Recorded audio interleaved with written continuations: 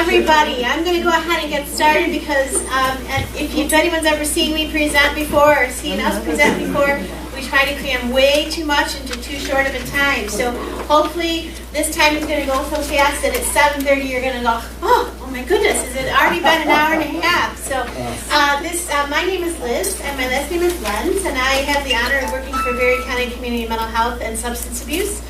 I currently coordinate the Substance Abuse Task Force. And I also work a lot with what is known as the BCRN Suicide Awareness Initiative. So that's how I was invited to present. Dawn Colson, she's going to, do you want to introduce yourself? Go ahead. Okay, Dawn Colson is my coworker at Berry County Community Mental Health. I don't know your title. LLMSW. Yes, and she is a clinical case manager working with the home-based program. At a certain time tonight, another one of our colleagues is going to come in and replace me because I also have to be mom to one of my children tonight at 7 o'clock.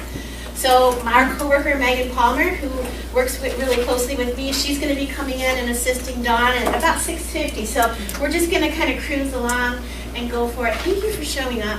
I'm always, as I put together presentations, as we put together presentations, we always say, I hope people come because we've really poured our heart and soul into this. We've tried to make it simple and understandable and easy, and we want your feedback. So we want to know when you leave if you learned something or if you gleaned something of our presentation.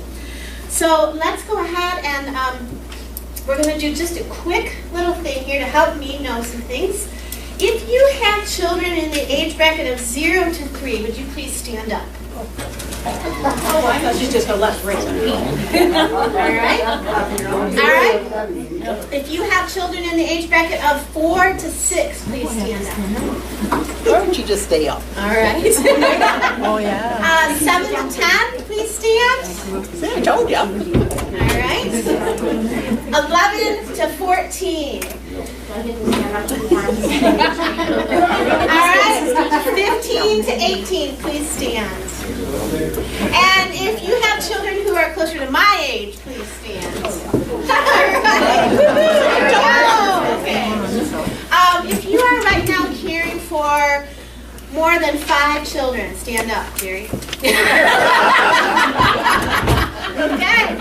How many children are you caring for? 6. And how many are you two caring for? 11. God bless you. Okay. How many are you caring for? 5. Wonderful. Thank you. How many are you caring for? 16. 16 in daycare. All right. 10.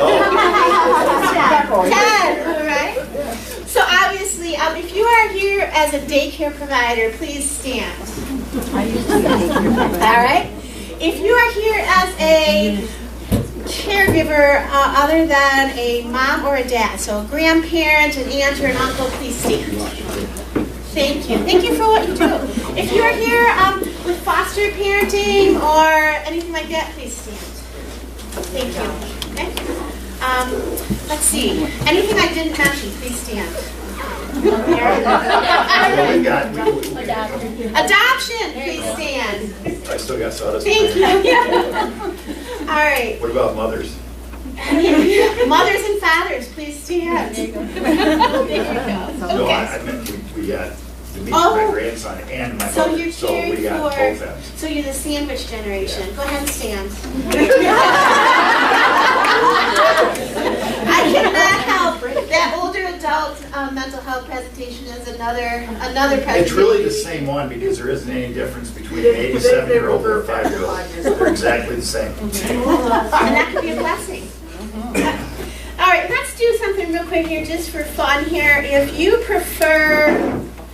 you like Mexican food, stay seated. If you prefer Italian, stand.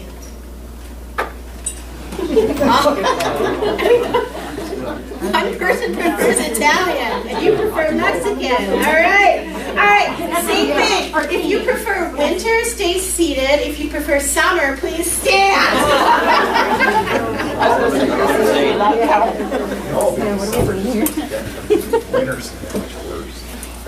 We're going to do 2 more of these. If you prefer country music, I want you to stand, and if you prefer rock and roll, I want you to stay seated. Okay. If you consider yourself a talker, I want you to stand. If you consider yourself a thinker, I want you to sit. All right. Okay. All right. Jerry, I said no heckling. No heckling the speaker, Jerry. All right.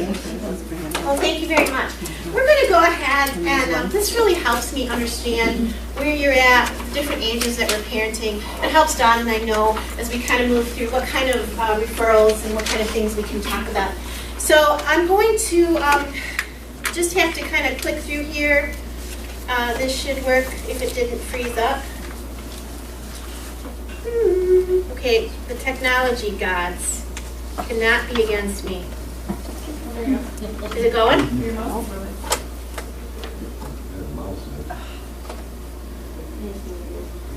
Okay. St. Patrick's Day is upon us. I must not have fed the leprechaun enough. Probably. Judy, do you know which one of the boys she married? Hey, there we go. There we go. So tonight's workshop. We have done our icebreaker. We've done some quick introductions. We are going to tonight, first of all, I have to tell you that today has been one of those days. Emails between Dawn and I never received, we just missed each other. The PowerPoint that we actually prepared, do you remember this was originally going to be on January 27th? It's gone missing. So this morning we had to sit down and find it and recreate it. And in the recreation, we made a lot of mistakes. So we are not perfect. Please accept our apology. You're going to notice that the page numbering in your PowerPoint is way off and that you're missing a slide or two.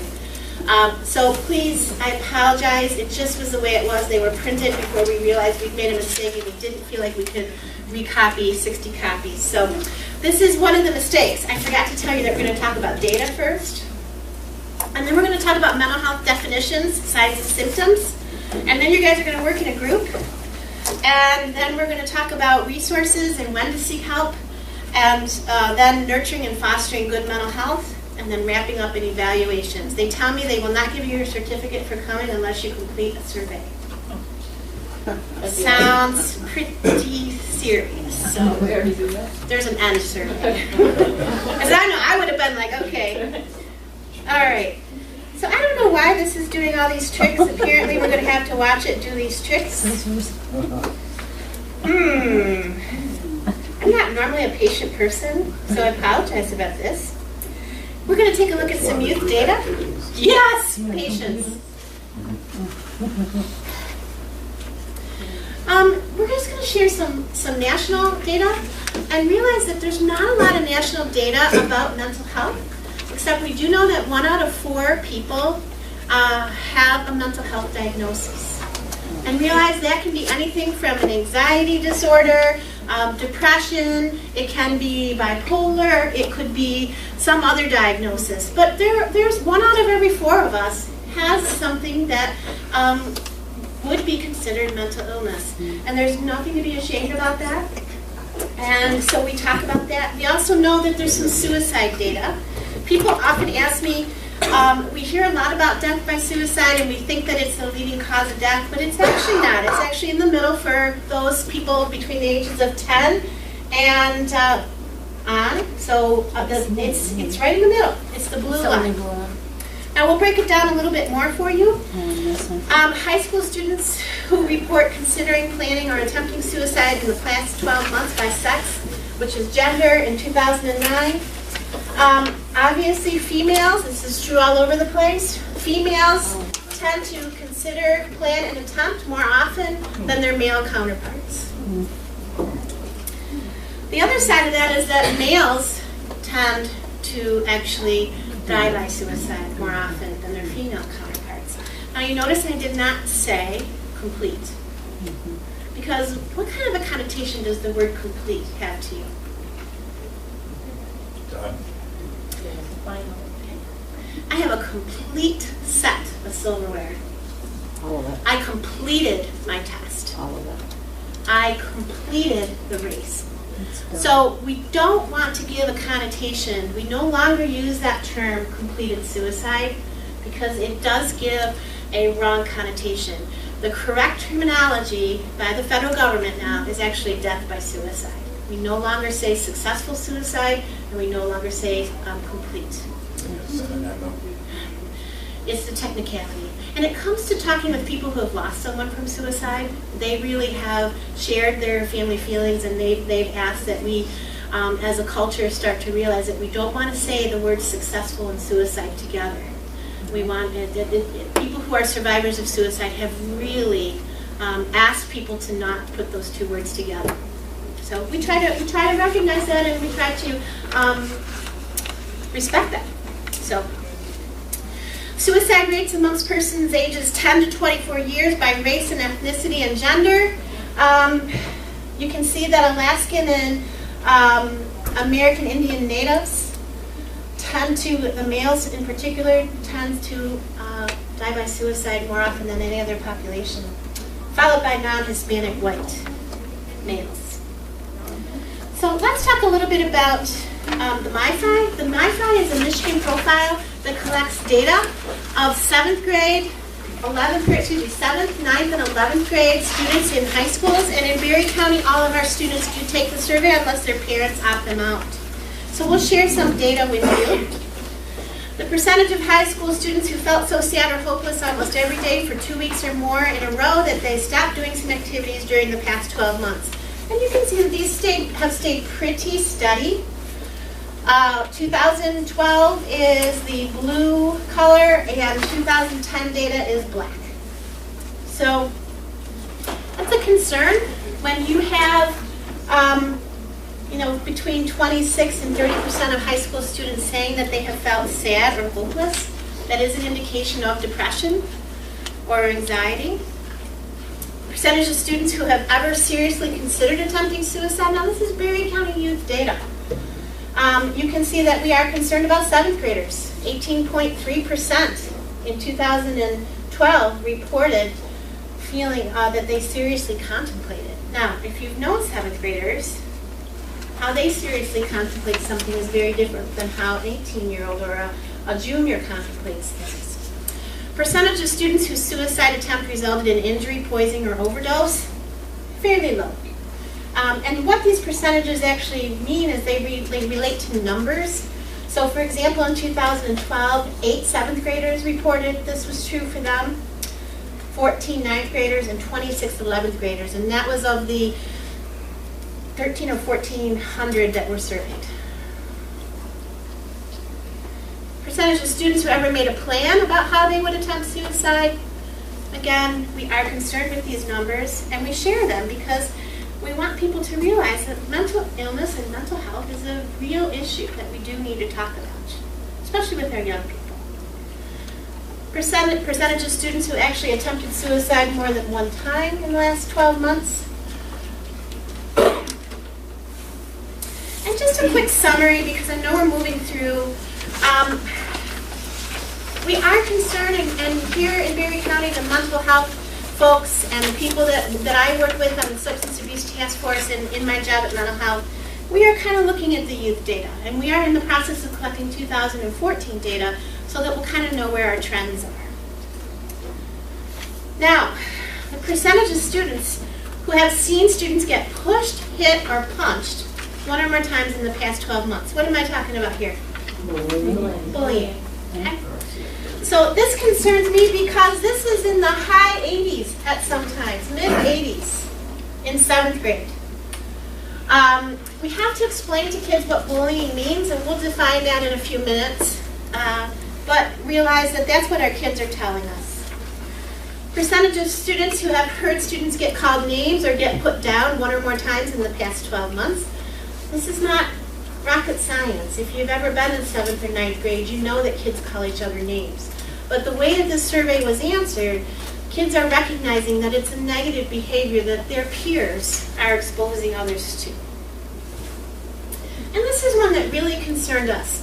Percentage of students who have read email or website messages that spread rumors about other students. one or more times in the past 12 months. And this is as high as 40%, and it has gone down some in 2012. Each year it has gone, and since 2010 it is going down some, and that is attributed to the fact that some schools and a lot of parents are actually teaching what we call cyber etiquette or digital citizenship. So in summary, we're seeing the numbers of some of that cyberbullying coming down, some of that rumor spreading, and that's because we're making kids and parents more aware. Kids, parents, and caregivers. So it's going to do this fancy dance for us again. There's really no way for me to move it faster, but we are going to move right into some definitions. And please, if you have a question, interrupt me. Don and I will try to field those and answer them as quickly as we can. So, if you notice, this is youth and mental health. We're going to define a few issues, and we're going to give you some signs and symptoms. Let me make this statement. Kids are kids.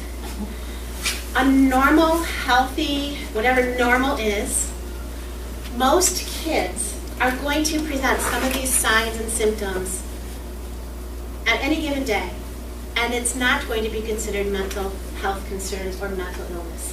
So please understand that this all needs to be taken with some grains of salt, but at the very same time, when you have that feeling that you need to pay attention and you need to act, please do it.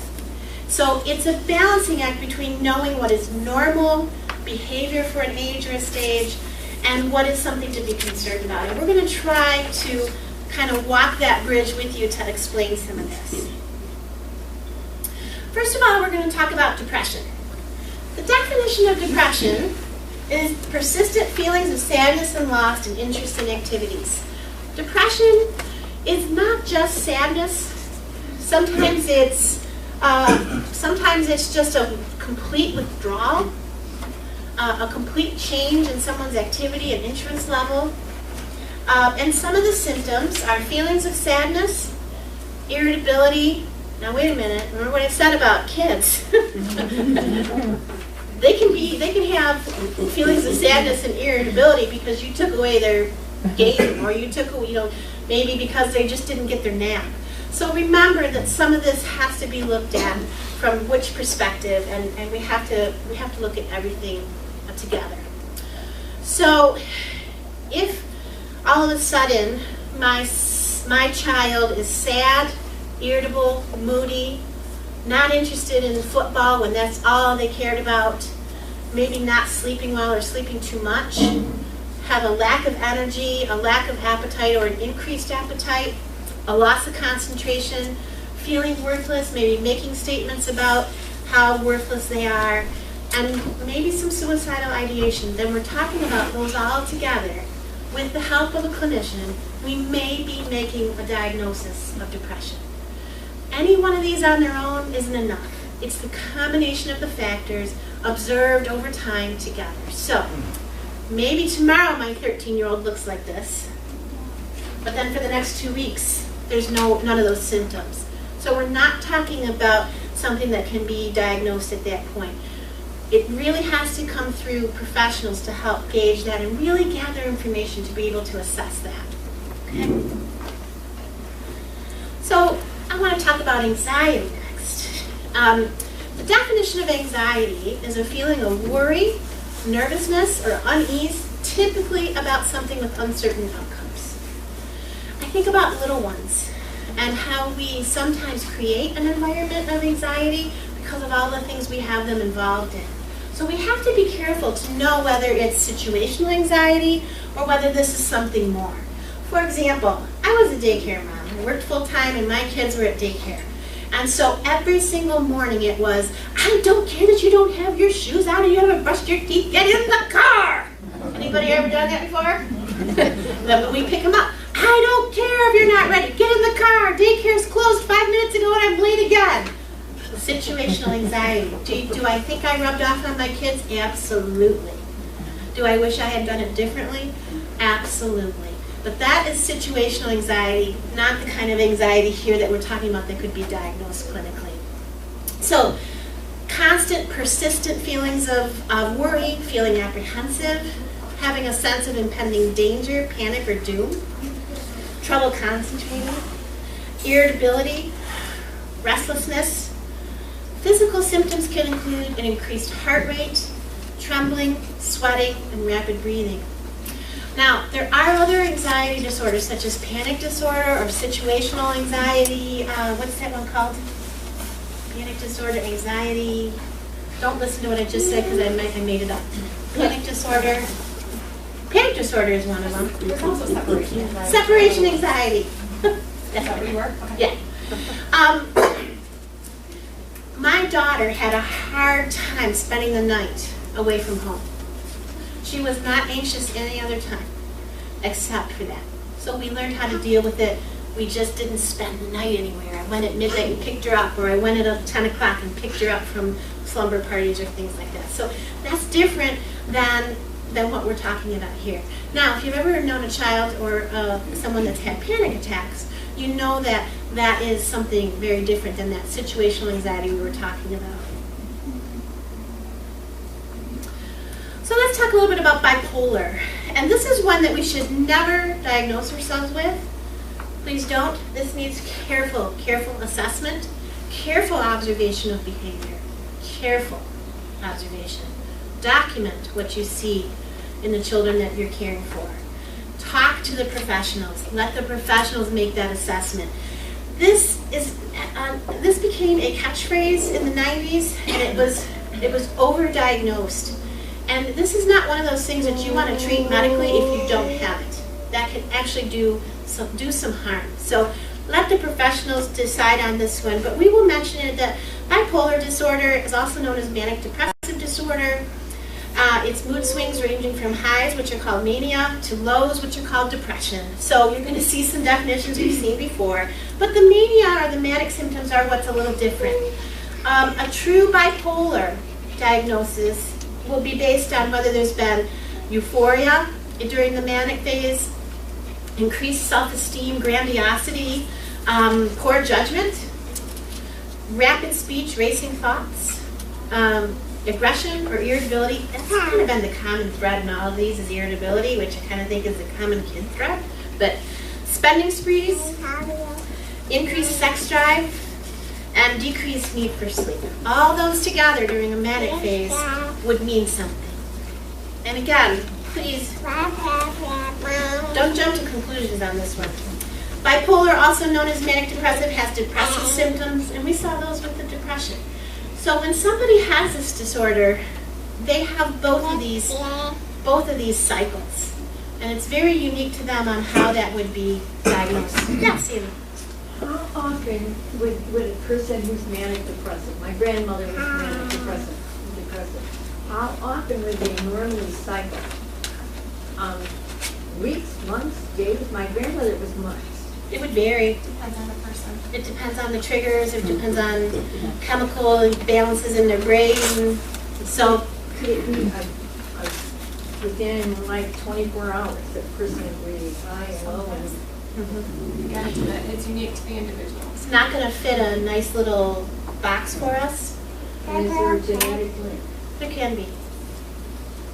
But it doesn't have to be.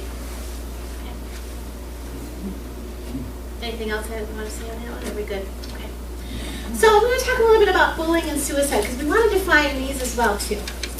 Bullying is the use of force, threat, coercion, or abuse to abuse, intimidate aggressively to impose domination on others. Usually has something to do with how that bully feels about themselves, but that's pretty deep and that's hard for us to talk about in an hour and a half. Bullying is unwanted, unprovoked, aggressive behavior or attention. And bullying includes a real or a perceived power imbalance. And probably something that we're seeing more than ever before is cyberbullying. Okay? We're going to talk a little bit about that. Oh, suicide. The act of intentionally harming or killing oneself. Attempted suicide is self-injury with the desire to end one's life that does not end in death. And a suicide threat is defined as a verbal, written, or physical communication that suggests the intention to end one's life. Many times we find that people who threat or attempt really just, and this isn't true in every case, but sometimes they just really want help. And it might just take them saying that an attempt, or excuse me, a threat can be as simple as someone saying, I wish I were dead. Okay? So we pay attention to that. An example I will give you is a friend of mine, her high school child broke up with their significant other, also a high school child. And the boyfriend in this situation was not her child, and he said in a text message to the former girlfriend, if you don't go back with me, I'm going to kill myself. And my friend knew to take that very seriously, not to let it go, not to call it a youthful indiscretion, not to overreact. She simply called this young man's parents and said, your son just told my daughter that if she did not go back with him, he was going to kill himself. I've called 911, and the ambulance, or the 911 and the police are going to be coming to your home to check on your son. And the parents said, well, I don't think he meant it. And she said, we don't know, and we aren't going to take any chances. I can guarantee you that that young man got the help that he needed, and he's probably not going to make that threat again. I don't think he ever intended that he was going to do that. But if you think about what happens is if you make that statement, we've told kids things like, hey, you signed up for the team, you got to play. You got to finish what you start, right? We don't want that message sent when kids say, the only thing that sometimes they know how to say, I'm hurting so badly, I'm going to say something so extreme to get your attention. That's not true all the time, but it is true some of the time. And so that's what we've been working on. So let's talk about self-injury and cutting. Let's define it.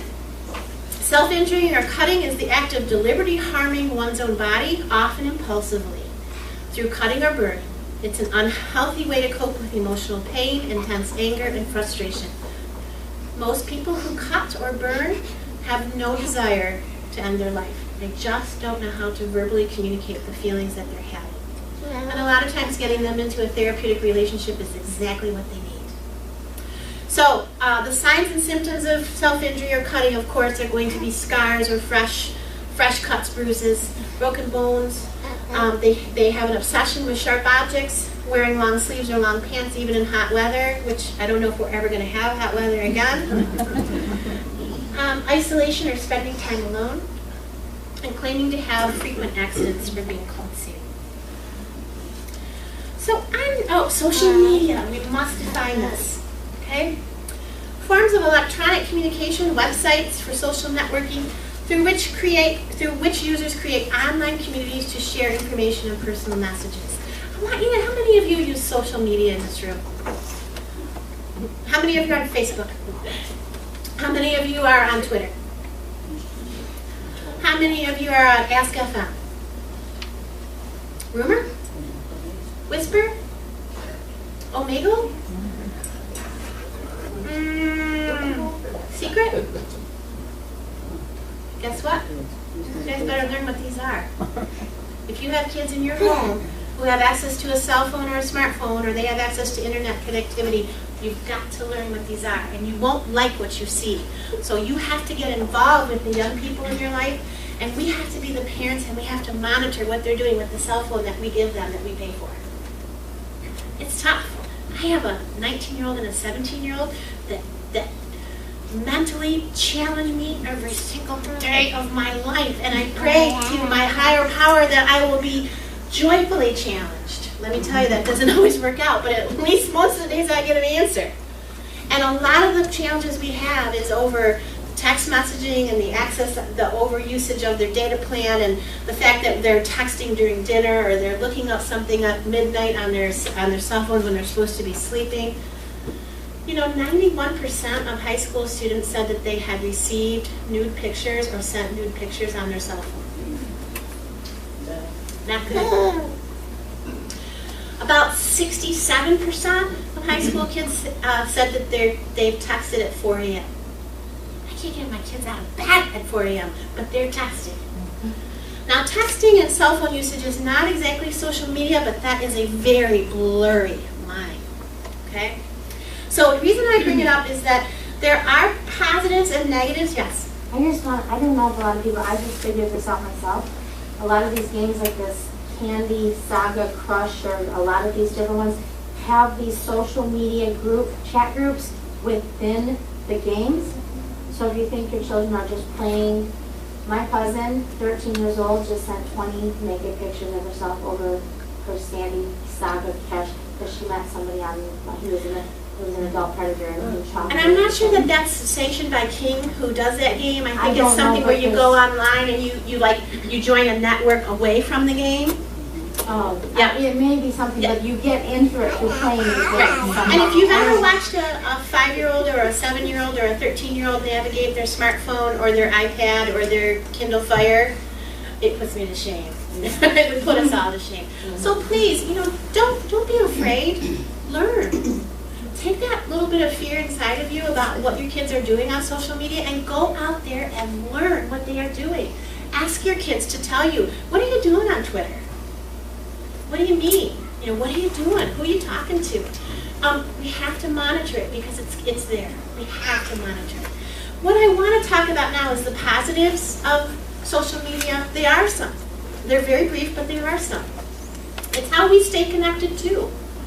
It helps us develop communication. It helps us develop social interaction and technical skills. Now, the rest of those on the list are not so positive. But I think we know that if you are a parent and you can teach your child cyber etiquette, the rules and the manners that we need to have, and the warnings and the do's and the don'ts, then you are installing good mental health, because cyberbullying and cyber missteps have been linked to depression and anxiety and bullying and suicidal teens.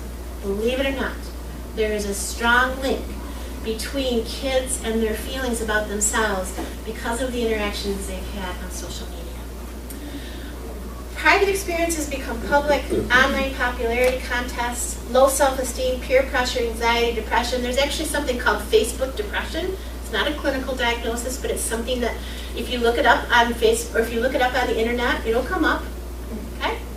Exposure to pornography and other adult content, and cyberbullying can lead to extreme situations. Okay, so on your tables, I'm going to ask you, let's see, 1, 2, 3, 4, 5, 6, 7. I'm going to ask those of you that are in chairs to find a place at a table so that you can join a table. At your tables, there is something that says case study activity. What I want you to do is in your group, I want you to read this. I'm going to assign you a case study. I'm going to assign you a case study. You're going to work together, so you'll want to introduce yourself to your table mates.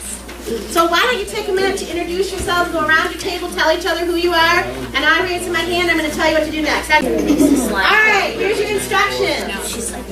You are table 1, so you get case study 1. You are table 2, case study 2. Table 3, table 4, table 5, table 6, table 7. Jerry, you must remember that you're table 7. Okay. Now, you're going to have a few minutes to read this and talk about it amongst yourselves. You will notice at the top, there is a list of what I want you to do. So pick somebody in your group to be the reporter. They're going to talk. And someone to be the secretary. They're going to write. But you all have to participate because we are taking names. Okay, here we go. After reading the case study, what were your concerns? What issues were noted? What signs and symptoms of problems did you recognize? What do you think the child in your case study is struggling with? What supports or positives did you make note of? And if this were your child, what next steps would you take? On your mark, get set, and go. Would you read us your case study and then tell us the answers to your questions? All right, we're going to hear what Sinead got to say at table number 1, case study number 1. Jenny is a 16-year-old female. She and her family lost a loved one, a brother, to leukemia a little over a year ago. Jenny has become very withdrawn from her family and friends in the past several months. She seems to have stopped caring about her appearance. She has stopped participating in activities, and her grades have dropped at school. Once bubbly and energetic, she is down to short-tempered and negative. She has told others that she feels worthless, hopeless, uninterested in life, and she does have weekly appointments with a psychologist with her Oh, with her. Sometimes attempts a month. She's recently begun drinking and using marijuana. One night she posted on her Facebook that she is thinking about joining her brother.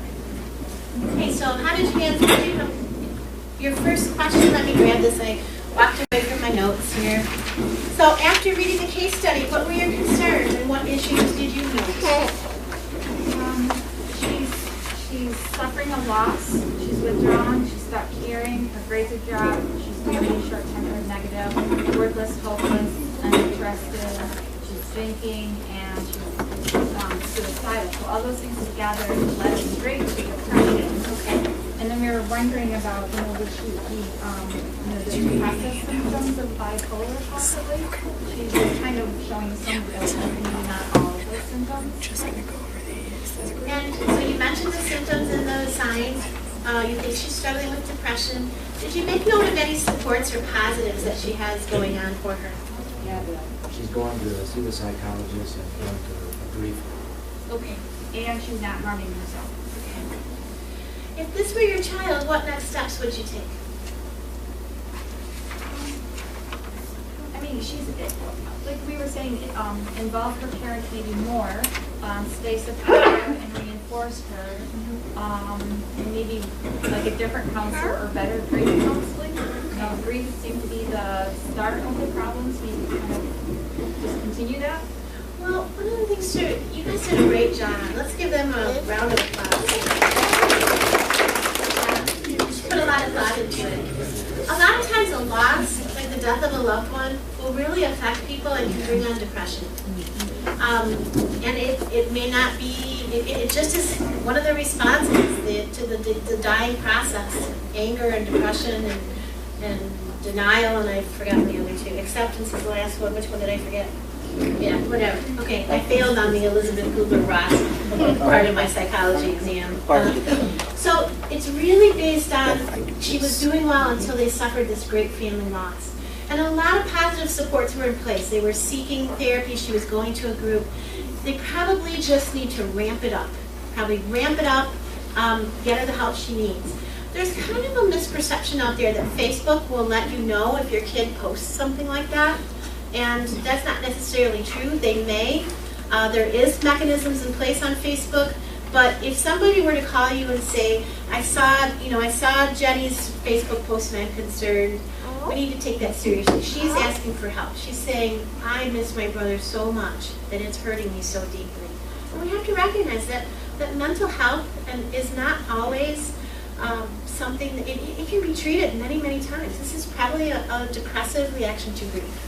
What I especially loved about what you said, though, was maybe we need to talk about seeing somebody else. Yeah. And I think as a person who it's really, really, really important that you connect with your therapist or your clinician or whatever you want to call it, the person who's there to help you. That is so important. And if you don't click, please ask for somebody else. I mean, I say that within our agency all the time. We get fired all the time because we don't click. So if it's not working, if it doesn't seem, then ask for somebody else and see if there's a better combination. I love that you suggested that. Thank you. Just a little bit on that though. What about, okay, so the psychiatrist has been with them, working with them, and they've been doing the groups, they've been doing the, but they're not clicking. But is that a reason to just give up? Not right away, right? You'd want to try to. You want to have a conversation. I see the drinking marijuana could also add to a lot of the circumstances that the young girl is going through. Yep. So it's not, it's adding to the depression as well. So that's probably where I might start, is trying to get her off the drugs and the alcohol and keeping her with the same people she's been working with, because she has a common denominator with them at this time. It warrants a conversation. If you see that's you often hear it takes a village. And with Facebook, I personally don't choose to friend any of the kids any of my kids' friends, but I have the password to my kids' pages. And actually, the other night I just asked it, I need to go check on one of your friends. What's the password? And I got on and I can go check out his page. That's just a rule in our house. I have to have a password. I have to be able to access that because I hear all sorts of stuff happening on Facebook in the schools. I get to work through the schools as well in my position. And if that's a way I can go help somebody out, then I'm going to do that. So it takes a village. So if anybody sees those kinds of things, they hear their kids saying any of those things, they need to tell somebody. So thank you very much. Any other questions, comments about case 1? Table number 2. Table number 2. Jack is a 12-year-old male in 7th grade. He has always been smart, wears glasses, and enjoys science and robotics club after school. Recently, the school principal called his mom while she was at work to report that Jack had missed his 3rd hour science class twice in the last week. Additionally, Jack's glasses have come up missing. Jack refuses to talk to the principal and was given an after-school detention as a result. Jack's mum and the principal had a meeting a few weeks later, but as Jack has a few unexcused absences. The principal believes Jack is skipping school. Jack's mum is working 2 jobs and leaves before Jack gets up for school, and she often returns well after Jack is asleep. Jack's grades are slipping, and he has received another after-school detention because of missing assignments. His mum comes home one evening to find Jack crying because he hates going to school. He no longer wants to stay after school for his robotics club. What we came up with is a possibility. The reason why he doesn't want to talk to the principal is that the principal could be a science teacher who could be sexually assaulting the boy. That's one idea we had. All right. Yeah. If we recall. The other thing we were thinking of, or question was, where's Dad? I know a lot of homes don't have dads, but why is there not a dad on the scene? What about a big brother or a latchkey helper for Jack, because he's on his own an awful lot? If mum doesn't need to work 2 jobs, maybe she can consider spending time with Jack instead of going out to work and try. If she has to, then fair enough. But if she doesn't have to. And is Jack a victim of bullying apart from the science principal teacher? Is he a victim because his glasses are gone? You know, and it's obviously really hurting him because he's such a clever kid to not be able to see what he loves the best. Science is all about the eyes and, you know, knowledge and stuff like that. So he's, you know, he's pulling back because he can't see. And maybe, I guess earlier on, the teachers. Oh, so maybe that's inhibiting why he's not doing his homework. Really. And then for mum to find him crying would strongly indicate that he has no one to turn to. And he may want to turn to her because she's a woman, because she's his mom, and because the relationship, he doesn't want to hurt her with what he's suffering. So there needs to be an additional caregiver, hopefully male, that he could actually feel safe with and turn to get some latchkey big brother, because these things that sometimes we find for, in this situation, a strong, not necessarily a relative, a strong person they can turn to kind of thing. But he needs to feel very comfortable when we actually open up and be open and honest with his parents. Right. Thank you very much. So basically, I'm hearing you say that next steps you would take. I heard you say maybe look into Big Brother, latchkey program. Absolutely. Have a conversation. Yeah, if mum can find time, you know, if she's not working on the weekend, maybe she could find, know what he enjoys doing. I'll get him a pair of glasses straight away so he can see. See, and that's, whatever. And then just say, hey, what would you like to do today? There's no limit if we stayed in this price range. This is your choice. Let him choose what he wants to do, and then for her to facilitate as much as possible to do what he wants. So most cases, most likely probably bullying. The sexual assault, possible, hopefully not, but definitely a possibility, but I think more that bullying thing. Find out what's going on and have that conversation. Having that conversation is always easy, and you always have to, as a parent or caregiver, you have to find the right time to do that. Sometimes you might have to try a lot of times to try and get there, just you got to get the right move. So hopefully you'll see if the aim is to have that conversation. Talk to counselors at school, talk to teachers at school, see if they've noticed anything. I learned that they are, I've always known this, but personally experienced that they are pretty insightful people. I wish they would have shared a little bit sooner with me, but teachers know your kids too. So if you hear things, have that conversation with a teacher too and let them see what they see too. Thank you, ladies. Tip 3? Oh, any comments? Anybody else want to add thoughts? Okay. Case study 3. Sarah is 15 years old and started a new school this year. Sarah made new friends, made a volleyball team, and was adjusting well. However, after a few weeks, her parents noticed Sarah is antisocial and down in the dumps. I try to talk to her, but Sarah is reluctant to talk about school or volleyball or her new friends. She has taken staying home rather than going out with friends. Sarah's older sister comes home from college and tells her parents she has seen some weird photos of Sarah on Facebook and Twitter and Instagram. Photos are always of Sarah eating alone in the school cafeteria. They are always mean, snotty, and sarcastic comments made on these social media sites about Sarah. Sarah's parents sit down with Sarah and ask her about the photos. Sarah begins to sob and tells her parents that she is receiving unwanted texts and has been Facebook hacked and is being called child girl at school. Sarah wants to switch schools. Awesome, thank you for reading that. So, after reading the case, what were your concerns? She's acting fine and enjoying the isolation. Sister seeing stuff on Facebook and there's a lot of bullying going on. Perfect. What signs and symptoms are you guys recognizing, kind of saying? Bullying, isolation, depression, and anxiety. Yeah. So, what do you think she's struggling from? Depression, anxiety, there's 3 times out, yeah. What supports, do you see any supports that you could see? Her family and her sister. Being really supportive, trying to talk to her. Absolutely. Absolutely. Not giving up on her. Absolutely. And what are some next steps that if she were your child that you guys might take? Talk to the school and the counselor. Continue to stay positive for her. Delete the Facebook, and if she really doesn't want to delete the Facebook, maybe change the settings and maybe the password so it can get hacked anymore. Get her interested in a group in school or outside of school. There's no like club or something 4-H outside of school, different groups. Awesome. I think she'd be a pretty lucky young lady to have you guys. Those are great ideas. Absolutely great ideas. And again, you know, sometimes it's not always us that our kids can talk to. So finding somebody else that maybe they can talk to, and maybe it is, maybe, you know, that's where you guys have to decide as a parents and families, when is it the right time? There's absolutely never, ever any harm in calling and asking, saying, this is what I've got going on with my kid. What do you think? Should I bring them in? Should I not? You know, we're here to help. So, and at the end, we'll get some ideas. We'll have some places that you guys can go to for help too. So, thank you. Anybody else have anything to add? See anything different? Awesome. Thank you. All right. Case study 4.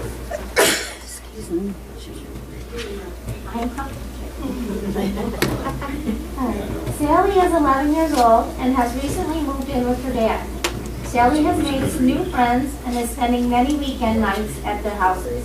One Saturday afternoon, Sally's dad picks her up from her friend's house, and Sally is hysterically crying because she has not been invited to another friend's birthday party. Sally really wants to go to the party because all her friends and the boy she has a crush on will be there. Sally begs her dad to call the mother of the girl and asks that Sally be able to attend. When Sally's dad refuses to do this, Sally begins to throw a fit and threatens to run away. Thank you. So, after reading the case, do you guys have any concerns? Well, we had several concerns. We concerned basically that she'd recently moved in with Dad, that she's made she's made new friends. She's spending many weekends away from her dad. So we're kind of wondering what triggered the move. Why is it only with Dad? She's probably a new school because she's made new friends. She's also 11, maybe in hormone state. She might be having some different adolescent stages. She's got some anxiety and be wanting to fit in, like most ages, like most 11, 12-year-olds. They want that fitting in, and she's sad because she's not. And grieving. That was another one. Okay. One about grieving. Okay. The new things in her life. So you got all those. So did you see any positive supports? Well, just reading it black and white, I don't think we really were able to. I mean, Dad is about the only one right now.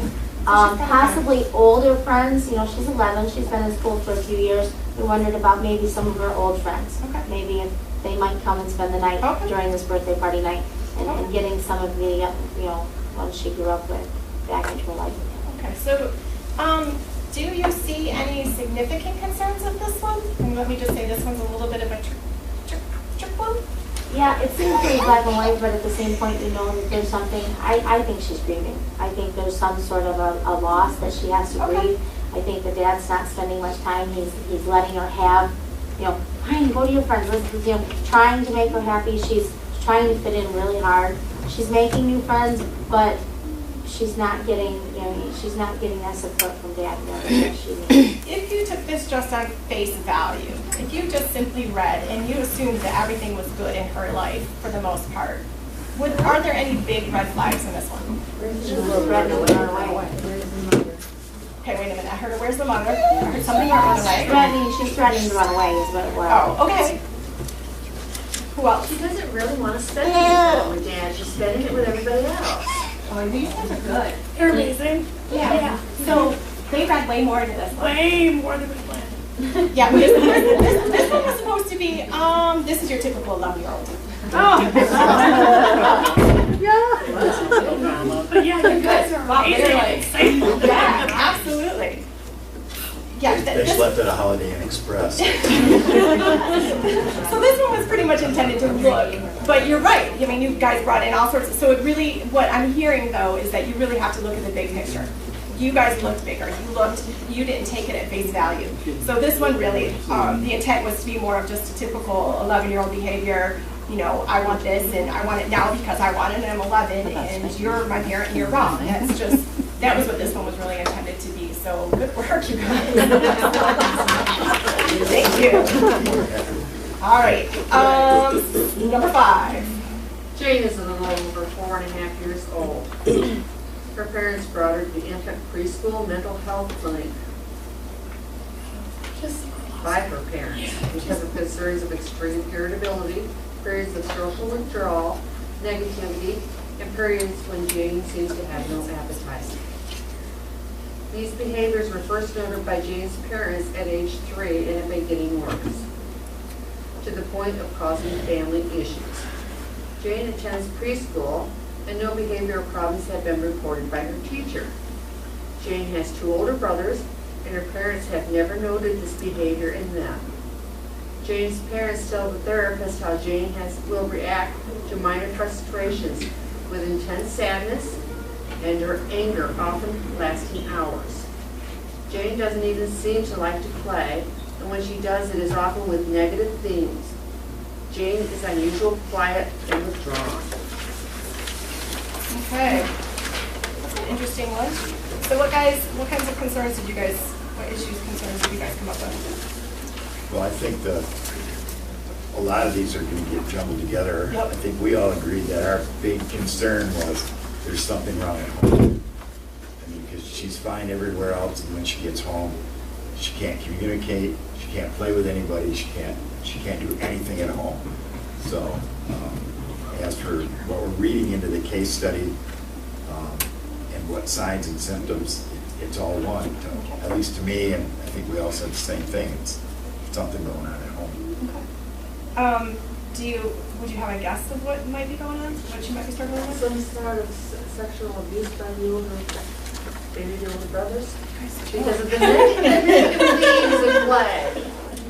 Pardon? The negative themes of Okay. play. Okay. Yeah. Okay. We intended for Jane to have anxiety. But we also wrote these ourselves, and now that I'm standing here listening to you guys are amazing. And we did not do justice with these case studies. Yeah. I guess so, and I was as I was reading it too, the anxiety, I'm assuming there must be something at home because she is doing well at school. Right, yeah. So something to do, what would you guys' next steps be? What would your next steps be? I think you have to get mom and dad more involved with their therapist to find out what's going on here. Okay. And the boys.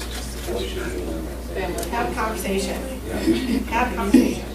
Absolutely. Talk to the school, talk within the family, absolutely.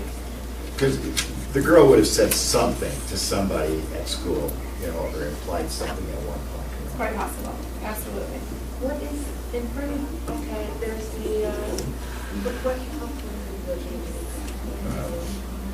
In front of that clinic, there's this place, classes set up for certain students or children that they consider might be in danger of maybe having some kind of family abuse or a situation. Across from McDonald's, what's the name of it? Safe Harbor? Yeah, Safe Harbor. Safe Harbor is, I can't speak very competently about it, but what I can tell you, it's new in town. It is a place where children can come locally who have had any kind of abuse, neglect types things.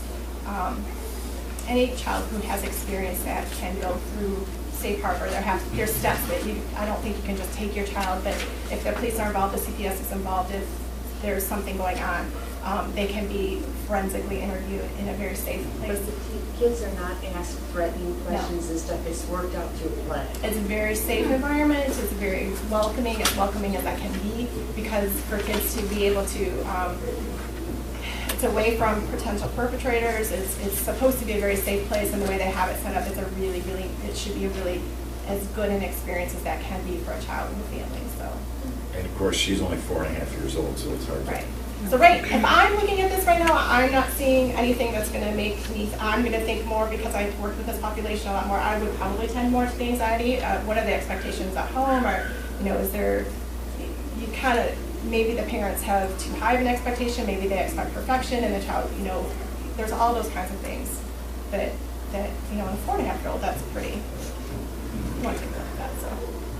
Awesome, thank you guys. Any other comments, questions? Being 4.5 too, I mean, they're at this age learning how to kind of push our buttons too. And if we're sad, I mean, we're kind of getting more from our parents. Yep. But it kind of be a black They are white very in tune with us. Okay, yeah, they are. Kids are very in tune with us. And they mirror us probably more than we'd like than they should. So if they can go away from us and be fine, more or less, the child is probably trying to play us a little bit. And then, definitely. And then what they're watching on TV would mirror some of the negative or, explosive. I hate these colors. I'm sorry about that. Definitely. I'm like, wow. It definitely warrants a conversation for their exploration. Absolutely. Okay, thank you guys. Table, what are we on? 6?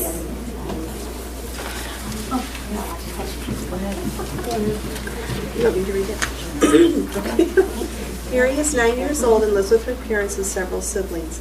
Mary's parents reported she has difficulty paying attention and concentrating. She does not want to do her schoolwork and finds spelling and reading hard. Her parents reported Mary often seems detached and off in her own little world. She has an active imagination, which includes imaginary friends. Mary is shy and has some trouble in her multi-age classroom, as she seems reluctant to work with others. Mary doesn't like to leave home to go to school or on outings and errands and needs to be coaxed and to leave the house. Mary's parents also describe Mary as nervous and anxious. She sometimes gets a stomach ache when she is nervous or upset, often resulting in her staying home from school and family events. You were right. So thank you. So, concerns, issues? And I think the concerns, issues, and symptoms all kind of get lumped together, so.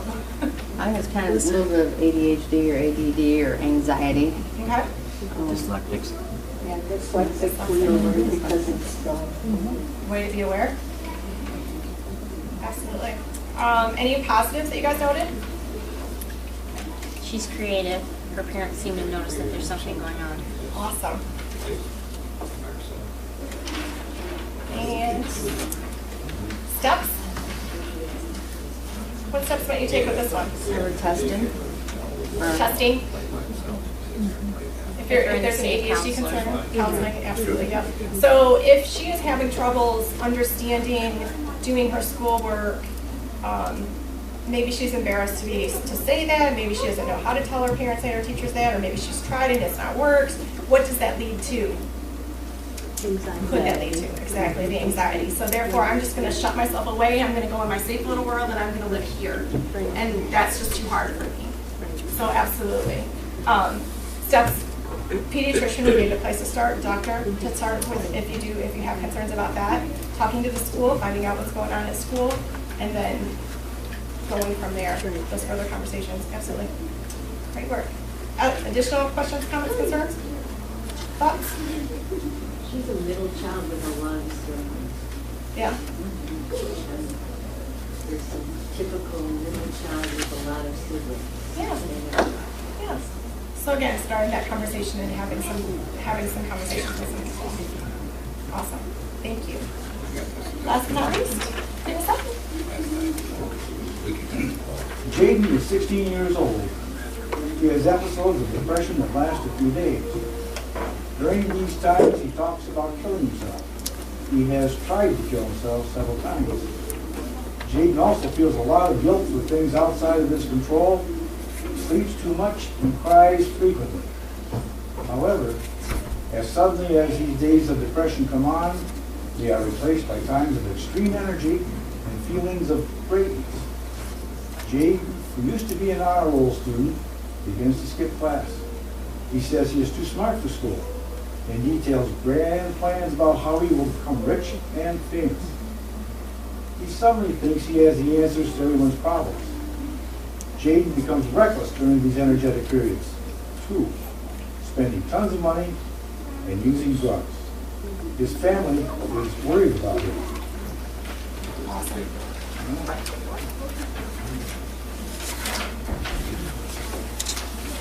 Some of our concerns about him are he wants to kill himself. And there's another concern, and that's how he would fit in social. If a person's got feelings of grandiosity, as he has, there are going to be a number of people that are not going to want to be around him. And therefore, he's going to become more remote. And people aren't going to talk to him as much, and therefore he's going to be isolated.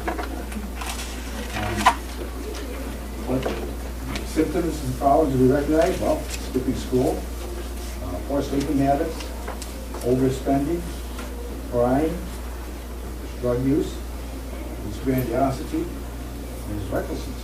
Absolutely. What do you think the child in your case study is struggling with? Do you think he's bipolar?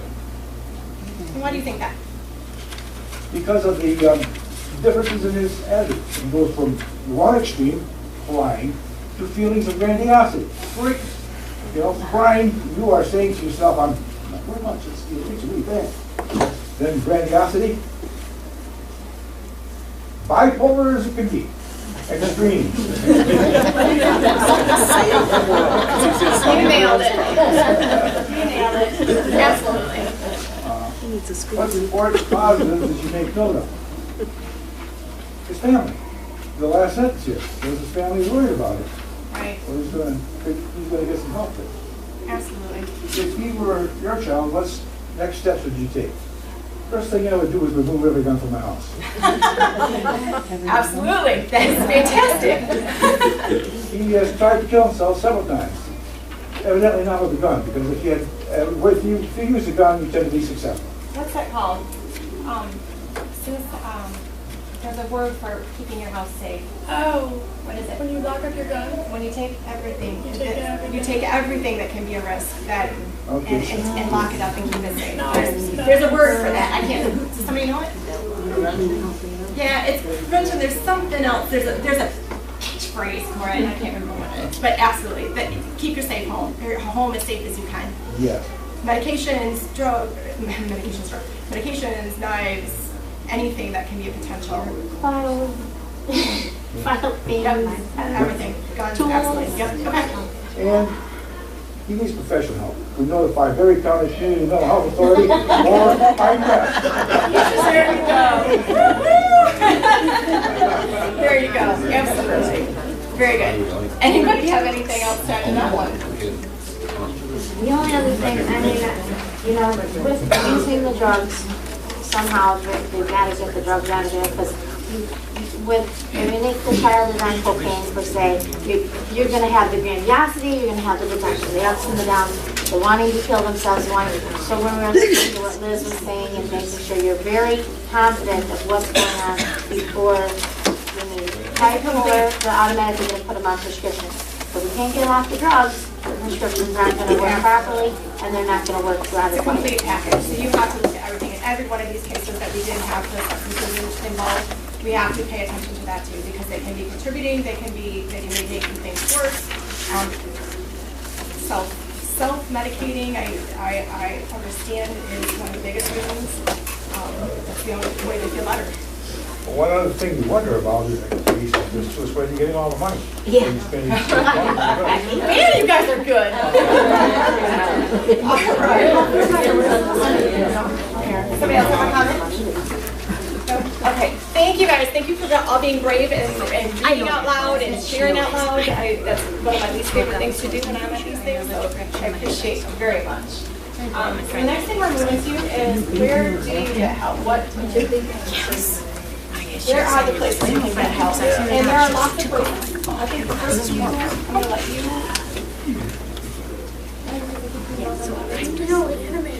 It is very animated. I know there's animation. There's lots of pictures. Oh, yeah.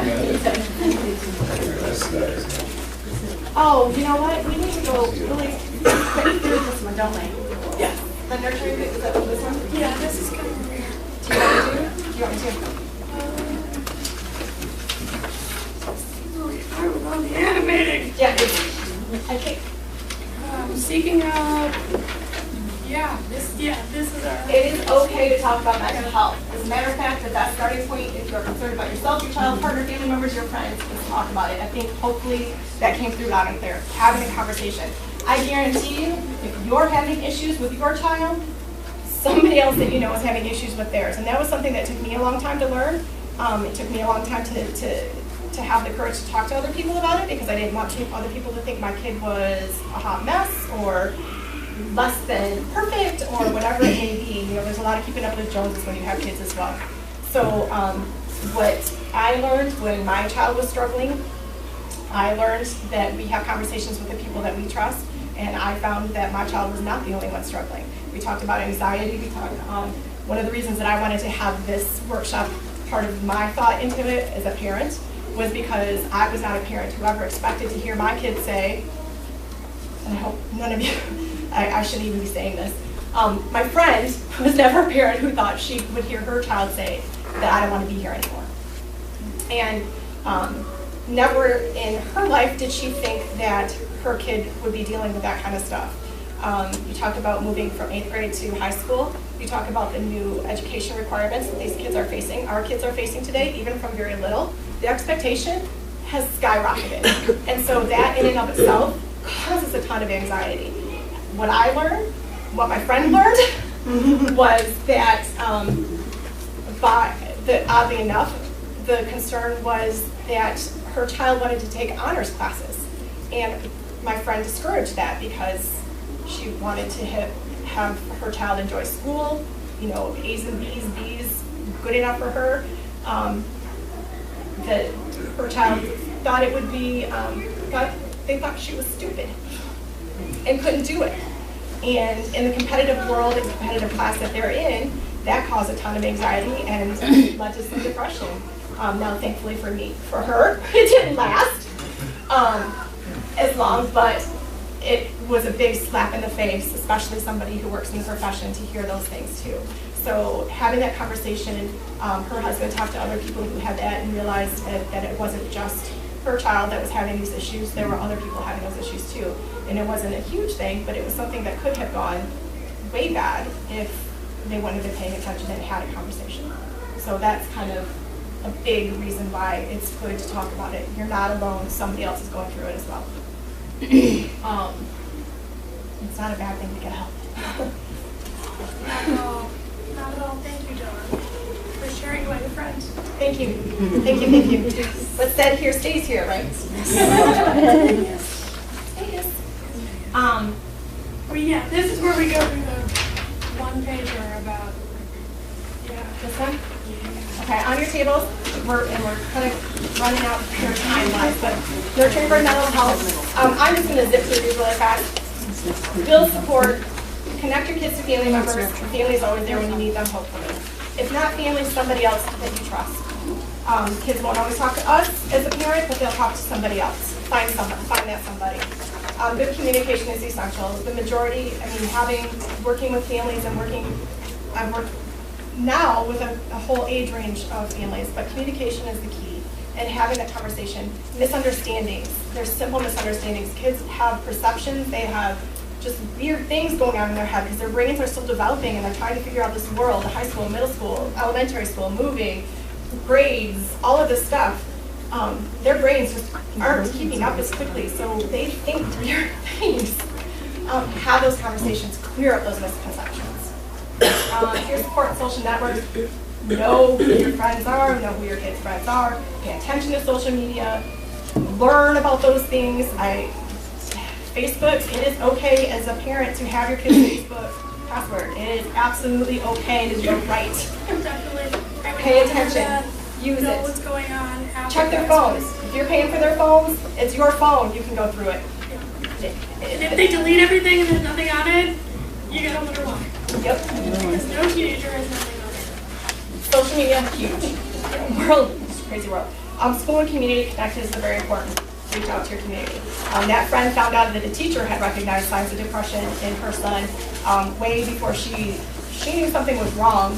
She just didn't know what it was. And then when she reached out for more help, found out that a teacher was concerned as well, and that was the person that was the connection for her. So, healthy living, always physical activity, lots of water. All of these things here in that healthy living are all of the natural remedies to curing anxiety, depression, any of those kinds of things. It's not always a medication. It's about getting physical, doing something, doing it with a family, togetherness, sleep, all of that stuff. Teach your children problem solving and coping skills. What could happen when you do this, especially for you little ones, the parents of little ones. This is ask those why questions. What could happen? Oh my gosh, what happened? Why do you think that happened? What could we do? How could we fix that? Asking those questions, being involved in your child, that's helping them learn those problem solving skills. How could we not let that happen again? That was kind of a late example, but really that's something that I didn't think about until it was one of the questions on the assessment that I have to give. Like, oh, we really need to start teaching them to problem solve. Let them problem solve on their own. Help them figure that out. We can't fix it and fix everything for them. They have to learn. That's the key to preventing a lot of this.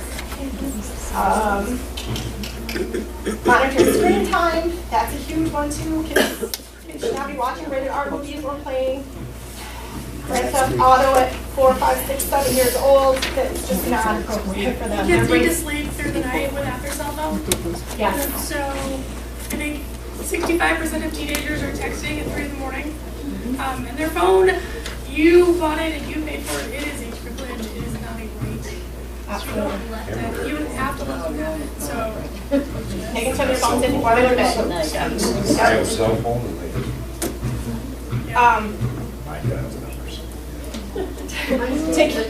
Take care of yourself.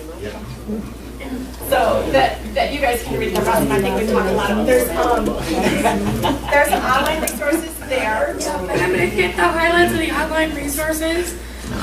Berry County Recovery is mental health. Here in Berry County, mentalhealth.gov is a new website the government put out. It's got some great things for kids on there, texting and talking with kids. The Suicide Prevention Lifeline is a great resource. If you know somebody or need somebody, they do chatting. They do online phone. They do phone calls and they do actual chats. So like on Facebook and on Twitter.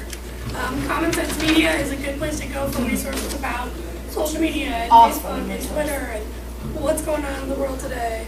And parenting.org is just more resources about parenting. You Matter is a website through the Suicide Prevention Lifeline geared towards teens. Suicide prevention, surround yourself with hope. You guys may have seen this on a bus or at a school gymnasium. We try to get this out there as much as possible. And then the Suicide Prevention Lifeline, they have a website and they have stuff monitoring Facebook and Twitter. So if you see somebody's post and you think they might need some help, you can access the Suicide Prevention Lifeline and then they will access that person on Facebook and Twitter and just reach out to them. So that's a good resource. They have great online resources for vets as well. Hey, here we go.